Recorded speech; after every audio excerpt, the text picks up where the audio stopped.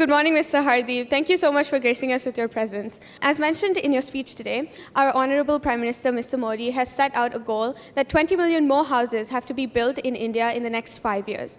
What is some inspiration that you can take from countries like Singapore, and what are some changes that you're going to implement in order to achieve this goal? Look, let me provide a perspective. Yes. I'm Minister for Housing and Urban Affairs. So in the urban space, the Prime Minister had taken the view that it was his dream that by the year 2022, every Indian citizen, no matter where he or she lives, must have a home which he or she can call their own.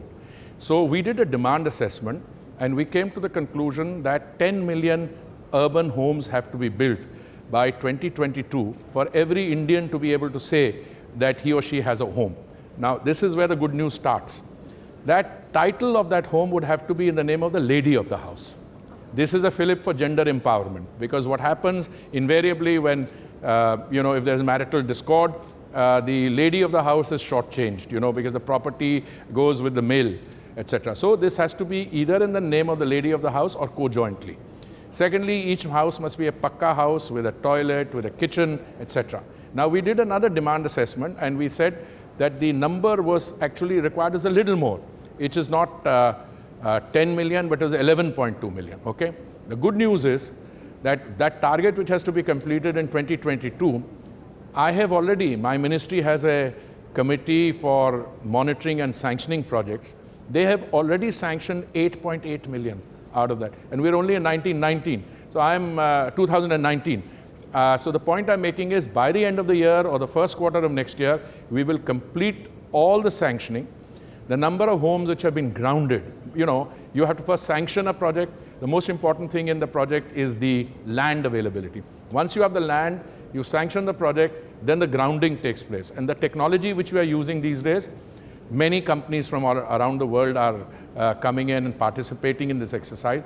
It takes from 0 to 18 months to complete a project like that. So now we have, I think, already grounded 5.5 million.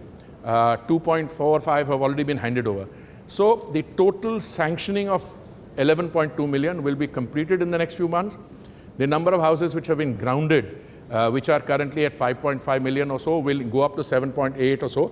So good 3 years before the target date, we will complete that. What can we learn from other countries? We had what is called a global housing construction technology challenge, where we invited companies from all over the world, from the UAE, from the United States, from Singapore, to come and demonstrate the technology that they are using. Now, because our per capita incomes are low, we have got 4 different verticals in which to provide housing to our people who need affordable housing. And some of them we have a scheme called a credit-linked subsidy scheme. Like if you're a youngster, you grow up, you have your first job, you want to buy a home, you go to a bank, the bank typically charges you 12%.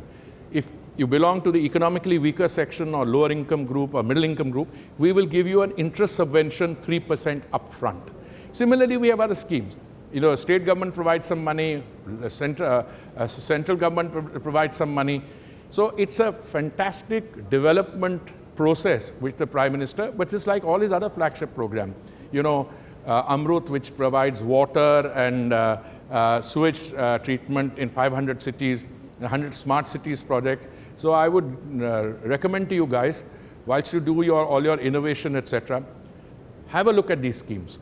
And the beauty of these schemes is that it's not just an idea. This is an idea of the government, which has become an idea of the people, like the sanitation campaign, Swachhta. The sanitation cover was very low. Now it's over 90%. So the number of toilets we build in my urban space, etc. It's a basic transformation through a people's movement, what we in India call a Jan Andolan. It's a people's movement. My next question to you, sir, is regarding RuPay. RuPay.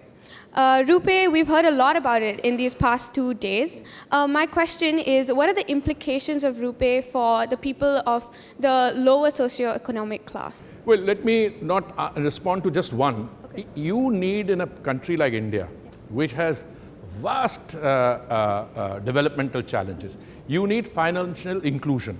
You must ensure that every Indian citizen has an access to a bank account, that he or she is not dependent on intermediaries for the delivery of goods and services. You know, we used to have a prime minister called Mr. Rajiv Gandhi. You all must have known him. He once said typically, and I don't know whether it's correct or not, that every 1 rupee that the center gives for development, only 10 paisa or a small portion reaches the people.